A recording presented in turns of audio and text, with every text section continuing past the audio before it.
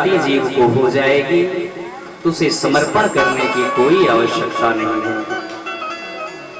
कहते हैं कि दोष की पूर्णता के लिए विष्णु सहस्त्र नाम का पाठ करना चाहिए। उसके बाद में कह रहे हैं कि जब यज्ञ पूर्ण हो जाए तो हवन करना चाहिए। उसके बाद में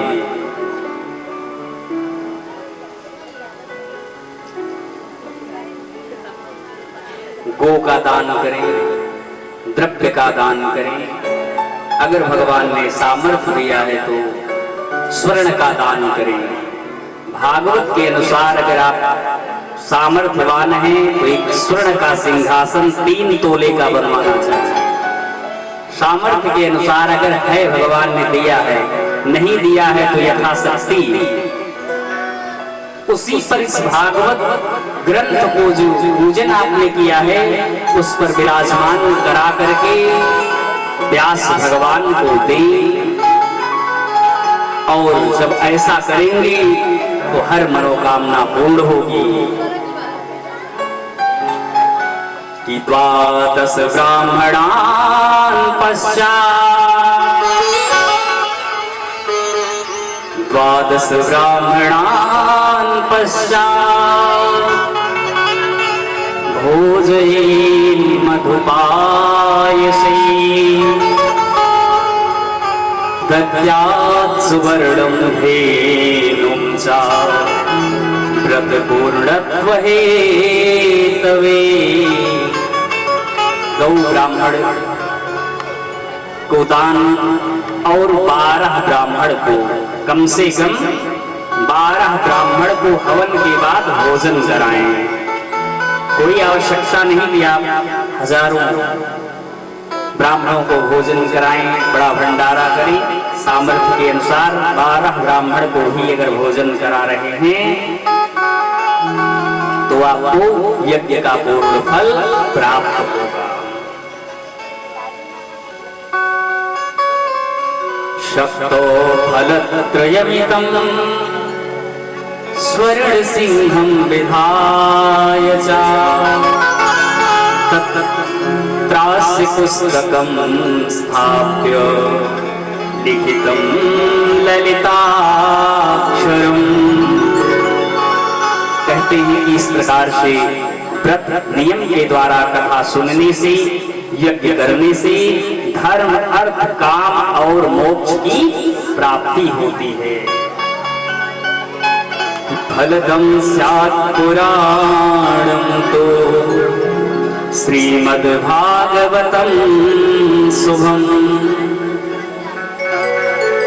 धर्म कामार्थ मोक्षाणां साधनं स्यान्न संशया। हे नारद जी, हे देवर्षि, धर्म, अर्थ, काम, मोक्ष की निश्चय ही प्राप्ति होगी, इसमें फिर संशय नहीं है। बिल्कुल भी संशय जीव ना करे। कुछ लोग कहते हैं ना कि अगर कथा का श्रवण कर लिया तो क्या सत्य में मुक्ति होगी। तो वही सनकादिक ऋषि कह रहे हैं कि हे नारद श्रेष्ठ, अगर विधि विधान से आपने कथा का श्रवण किया है इसमें फिर संशय नहीं है। क्योंकि अगर आप जहर जान में खाएंगे तब भी आपका जय जय सीताराम होना है। कोई जबरदस्ती खिला ले तब भी जय जय सीताराम होना है, और अनजाने में भी खा लेंगे तब भी जय जय सीताराम ही होना है। तो यह जो भागवत की कथा है, अगर आपने इसको किया, क्योंकि वो विधि पूरी होनी चाहिए, जैसे जहर आपके अंदर जाना चाहिए उसी तरह से विधि विधान से आप कथा सुने। अगर आपने कथा का श्रवण किया है तो निश्चय ही धर्म, अर्थ, काम और मोक्ष की प्राप्ति निश्चय ही होगी।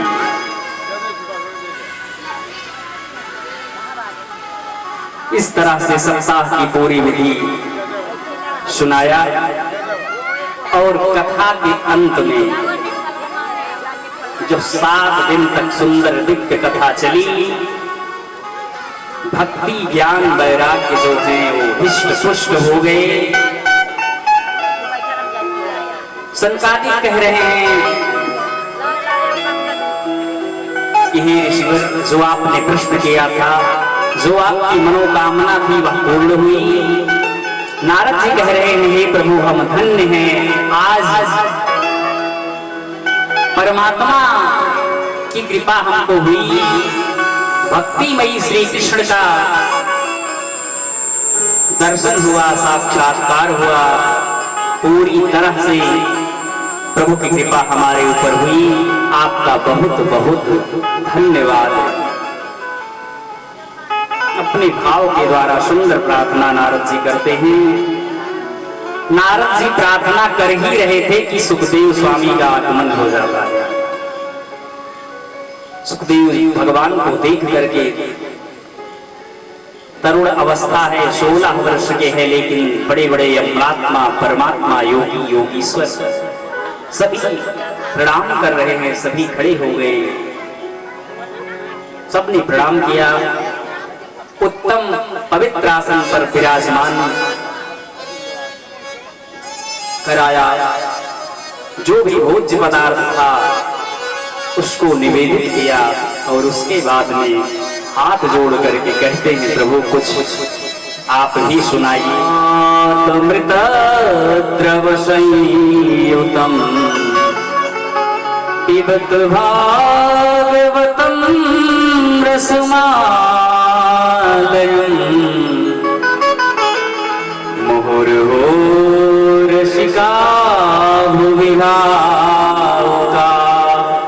कहते हैं कि कृष्णचंद्र बड़े ही दयालु हैं, बहुत ही कृपालु हैं, बहुत सुंदर उपदेश करते हैं। कहते हैं कि जो रसिक हैं, जो भगवान के भक्त हैं, वो निरंतर मुहुर्हो रसिका भूभाव का, एक बार नहीं, या वेद रूपी वृक्ष का पका हुआ फल है, इसको निरंतर भक्त लोग पान करते रहें, इससे सबका कल्याण होगा। यह पका हुआ फल है और इसमें गुठली या छिलका कुछ भी नहीं है, शेष बचने के लिए इसमें कुछ नहीं है, इसको पीते रहें। इस तरह से सुंदर उपदेश कर रहे हैं। सनकादिक कहते हैं, सूत जी भी कहते हैं कि इसी बीच में भगवान प्रकट हो गए अपने पार्षदों के सहित। अर्जुन जी आए, प्रहलाद जी आए, ध्रुव जी आए, नारद जी आए, सभी भगवान के पार्षद भक्त संत वहां पर प्रकट हो गए। बोले कृष्ण कन्हैया की जय। सुनता है उसके लिए कुछ भी असाध्य नहीं है, वह सब कुछ साध सकता है, हर मंजिल को पा सकता है। लेकिन डगर जो है वो थोड़ी कठिन है। कैसी डगर है? कठिन डगर है, सफर है मुश्किल।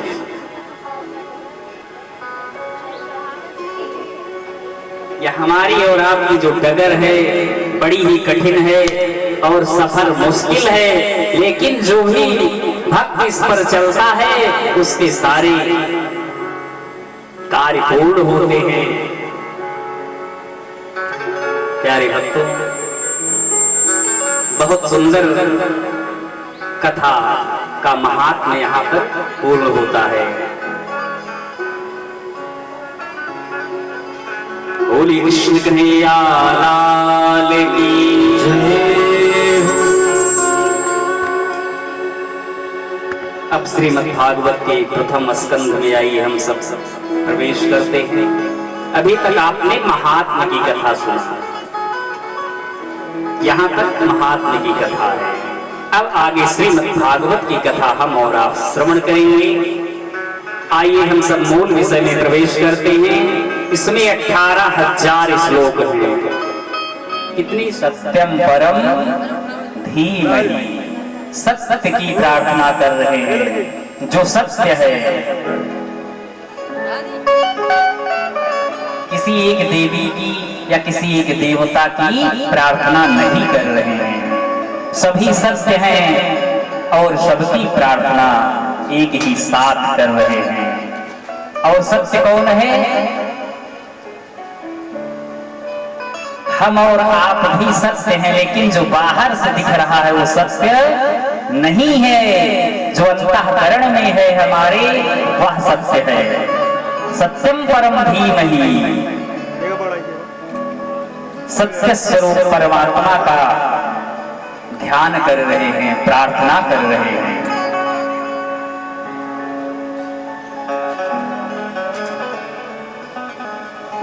कहते हैं कि धर्मः प्रोचित कैतवोत्र परमो निर्मत्सराणां सताम् वेद्यं वास्तवमत्र वस्तु शिवदम्। जिसकी ब्रह्मा भी स्तुति करते हैं, जिसकी स्तुति शिव करते हैं, जिसकी स्तुति देवी देवता करते हैं, उस परम पिता परमात्मा सत्य स्वरूप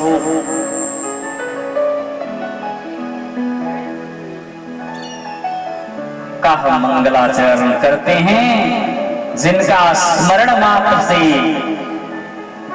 तापत्रयोन्मूलनम, दैहिक दैविक भौतिक तीनों प्रकार का ताप जिन प्रभु कृपा से दूर होता है, ऐसे प्रभु से हम सब प्रार्थना कर रहे हैं।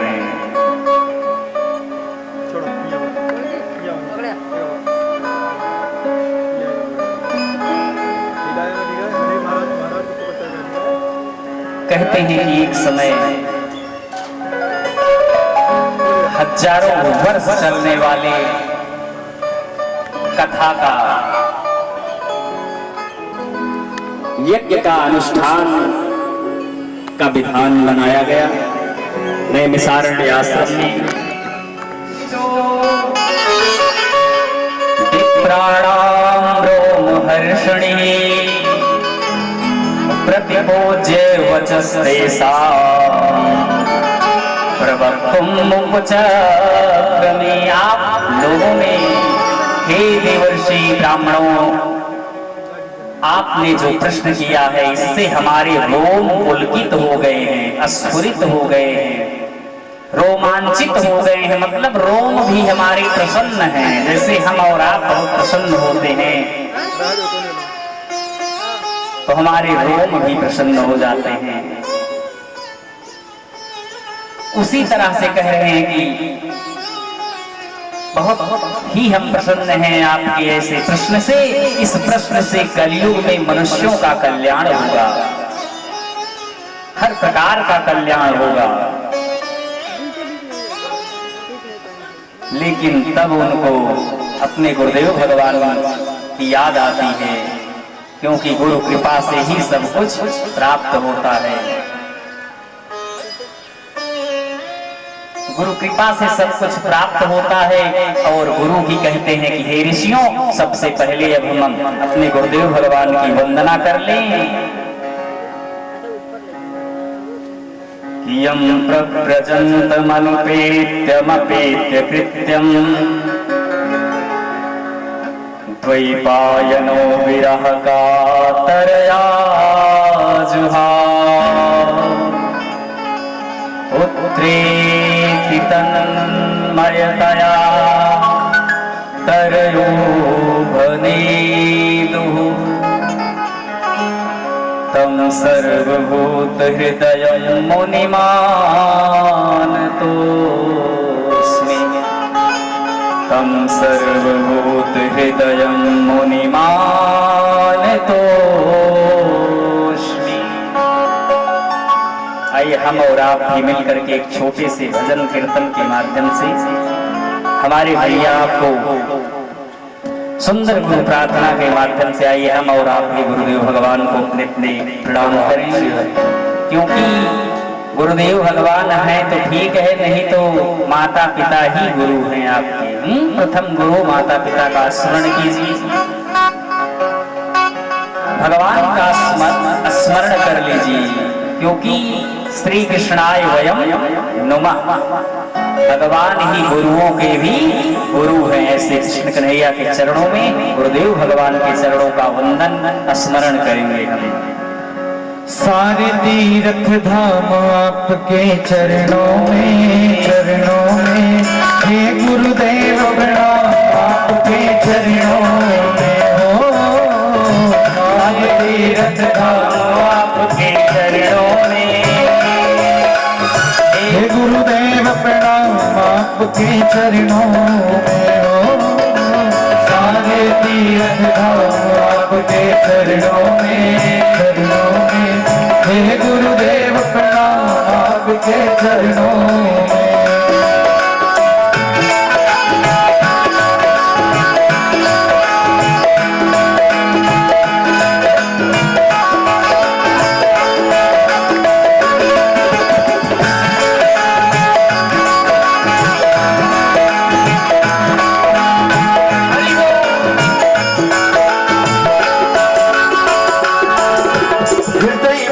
गौरी लक्ष्मी कंठ शारदा माता है, हाँ कंठ शारदा माता है, कंठ शारदा माता है।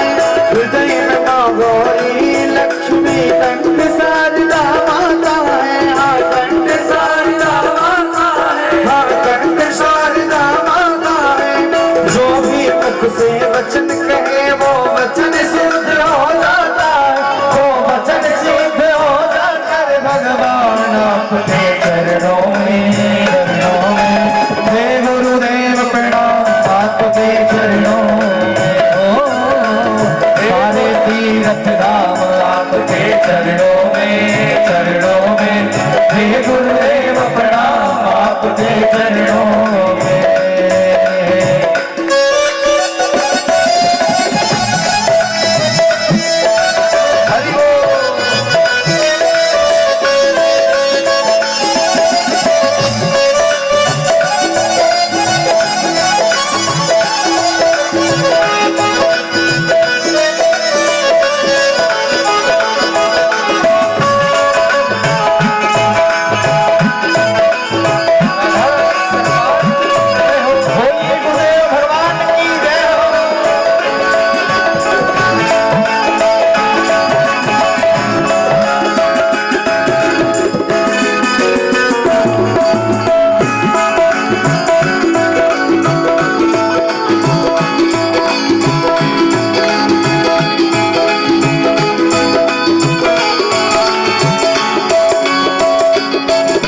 जन्म के दाता माता पिता है, आप कर्म के दाता है, आप कर्म के दाता है, आप कर्म के दाता है। आप खिलाते हैं ईश्वर से, आप ही भाग्य विधाता है, हाँ आप ही भाग्य विधाता है, आप ही भाग्य विधाता है। जन्म के दाता माता पिता है, आप कर्म के दाता है, आप मिलाते हैं ईश्वर से, आप ही भाग्य विधाता है। दुखिया मन को रोगी तन को, मन को दुखिया मन को रोगी तन को मिलता है आराम आपके चरणों में, चरणों में। हे गुरुदेव प्रणाम आपके चरणों में हो। सारे तीर्थ धाम आपके चरणों में, चरणों में। हे गुरुदेव प्रणाम आपके चरणों। और गाइए हमारे साथ। निर्बल को बलवान बना दो, मूर्ख को गुणवान प्रभु हो, मूर्ख को गुणवान प्रभु, मूर्ख को गुणवान प्रभु। देव कमल यार वंशी को भी ज्ञान करो वरदान गुरु हो, ज्ञान करो वरदान प्रभु, ज्ञान करो वरदान प्रभु। हे महादानी हे महाज्ञानी, हे महादानी हे महाज्ञानी, हे महादानी हे महाज्ञानी। रहूं मैं सुबह शाम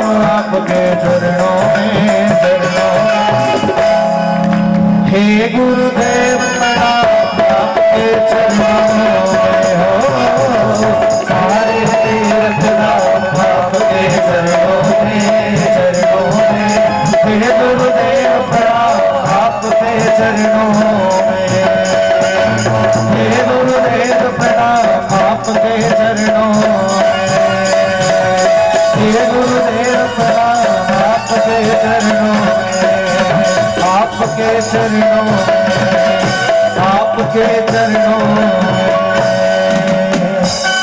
बोलिए गुरुदेव भगवान की जय। बोलिए गुरुदेव भगवान की। बोलिए कृष्ण कन्हैया लाल की जय। जय जय श्री राधे श्याम। बारंबार हमारा प्रणाम है। ऋषियों, तुमने बहुत सुंदर प्रश्न किया है। कहते हैं कि जीव का परम कर्तव्य है भगवान को प्रसन्न करना। क्या करना? सबसे जो परम कर्तव्य है, पवित्र कर्तव्य है। अगर आपने भगवान की भक्ति ना किया जीवन में, मानव जीवन पा करके, तो समझिए कि आपने इस जीवन को व्यर्थ ही नष्ट कर दिया। भगवान को प्राप्त करना, क्योंकि प्यारे भक्तों, यह भागवत कथा जो है ना, भगवान को प्राप्त करने के लिए ही है। क्योंकि यह जीव मोह माया के जंजाल में पड़ा हुआ है। परीक्षित को भी कलियुग ने कस के पकड़ लिया और उससे छुटकारा पाने के लिए भगवत शरणागति श्रीमद् भागवत की ही शरण को जब ग्रहण किया, तभी उनका उद्धार हुआ। चाहे जितना धन कमा लो, चाहे जितना सुंदर महल बना लो, लेकिन अगर भगवान की भक्ति नहीं है, भगवान का ध्यान नहीं है, तो आपका यह जो जीवन है व्यर्थ है।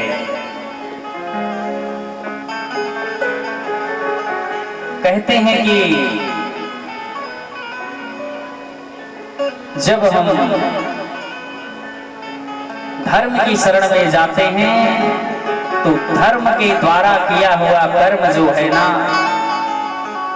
धर्म, अर्थ, काम और मोक्ष, हम लोग क्या करते हैं? अर्थ को पकड़ लेते हैं और धर्म को छोड़ देते हैं। हम लोग सोचते हैं लिफ्ट बाई जाएंगे या एरोप्लेन लाई जाएंगे, लेकिन जब क्रैश होगा एरोप्लेन ना, तो फिर क्या होगा पता नहीं चलेगा। अगर रोड वाइज जा रहे हैं, हो सकता है एक्सीडेंट हो, तो कुछ हद तक हाथ पैर ही टूटे, या वहां भी आपको, अगर धर्म आपका प्रबल है, तो धर्मो रक्षिता। हम एक अगरबत्ती जलाते हैं और जो लोग नहीं जलाते हैं वो प्रश्न करते हैं कि भैया आप एक अगरबत्ती क्यों जला रहे हैं? आपको तो कुछ आप जलाते हैं तत्क्षण, लेकिन कुछ मिलता नहीं है। लेकिन प्यारे भक्तों, आपको बता दूं, एक अगरबत्ती आज रोज जला रहे हैं तो बूंद बूंद से घड़ा भरता है। और धर्म की परीक्षा कब होती है, धर्म कब सहायता करता है? बहुत सुंदर तुलसीदास बाबा लिखते हैं कि धीरज धर्म मित्र यरु नारी, धीरज धर्म मित्र यरु नारी, धीरज धर्म मित्र यरु नारी, आपत्काल परखियो जारी, आपत्काल परखियो जारी, आपत्काल परखियो परखियो परखियो। आपत्तिकाल जब आपकी होगी, आपका पुत्र कहीं बाहर, भगवान ना करे किसी के साथ हो, बाहर गया है, दिन के समय में दुर्भाग्यवश अगर एक्सीडेंट हो जाता है तो वहां ना आपका कोई जानने वाला है, ना आपको या आपके पुत्र को जानने वाला है। लेकिन धर्म की पूंजी आपके पास होगी तो धर्म वही किसी न किसी रूप में खड़ा होगा और जाकर के आपके पुत्र का इलाज भी कराएगा। जब तक आप वहां नहीं पहुंचेंगे तब तक उसकी हिफाजत करेगा। लेकिन अगर आपका धर्म कमजोर है, धर्म की पूंजी नहीं है आपके पास, तो फिर आपका जानने वाला भी होगा लेकिन आंखों में पर्दा पड़ जाएगा। कुछ लोग कभी कभी कहते हैं हाँ हम तो उधर से गए लेकिन ध्यान ही नहीं दिए, क्योंकि धर्म की पूंजी ही नहीं है आपके पास, धर्म का पुंज ही नहीं है तो वह ध्यान नहीं दिया और भगवान ना करे किसी के साथ अप्रिय घटना घट जाए। जो धर्म है आपत्ति काल में उसकी परख होती है। धीरज मतलब हम कितने गंभीर हैं, कितने सहनशील हैं हमारे और आपके लिए। दुख आता ही हमें सिखाने के लिए है कि कौन अपना है कौन पराया है।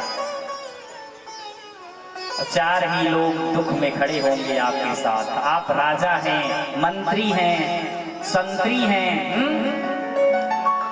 तो सभी आपके साथ खड़े हैं। लेकिन जब दुख होगा, आपत्ति काल होगा तो धीरज, धर्म, मित्र, अरु नारी, वो भी नारी होगी तो अगर नारी होगी तभी। और अध्यात्म में अगर आपको ले जाएं तो नारी किसी स्त्री शब्द से नहीं है। नारी का मतलब अटकुप्वांग नुम दिवाई सूत्र है, व्याकरण अगर आपने पढ़ा है तो नाड़ी है सब। लेकिन जो बड़ा अड़ा नहीं कर पाते कुछ लोग तोतली भाषा नारी नारी है, नाड़ी है। आप का प्राण आपकी रक्षा करेगा, कोई नहीं करने वाला है। और सबसे बड़ा मित्र भगवान ही है, सबके मित्र। तो मित्रता भी ऐसी करो कि आपकी आपत्ति काल में भी वो मित्र आपके पास हो।